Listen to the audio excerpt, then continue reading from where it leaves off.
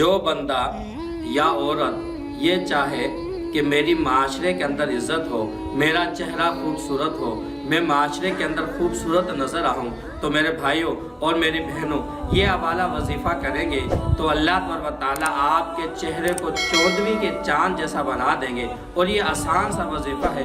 لوگ آج پریشان ہیں، کہتے ہیں کہ میں خوبصورت نظر نہیں آتا ہوں، یا کتنے لوگ کہتے ہیں، کتنی بچیاں کہتی ہیں اسی وجہ سے ہمارا رشتہ نہیں ہوتا۔ تو میرے بھائیوں، لیکن اگر آپ نے خوبصورتی بنانی ہے، معاشرے کے اندر آپ نے عزت بنانی ہے، تو مختصر سا وظیفہ ہے اور بالکل آسان سا وظیفہ ہے۔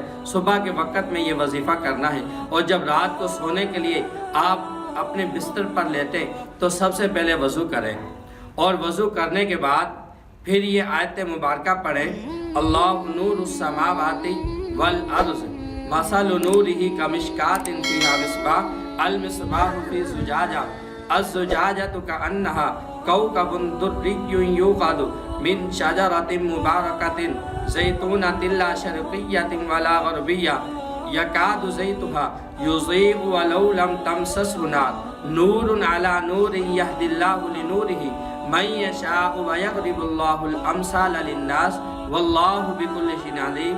یہ قرآن پاک کی آیت مبارکہ سورہ نور کے اندر آیت مبارکہ پائی جاتی ہے۔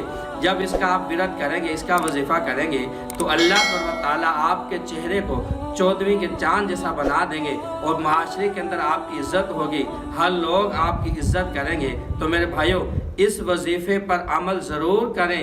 اگر آپ نے خوبصورتی بنانی ہے، معاشرے کے اندر عزت جانی ہے، تو اس کے اوپر عمل کریں۔ اللہ تعالیٰ آپ کی عزت کو بڑھائے اور آپ کی خوبصورتی کو بڑھائے۔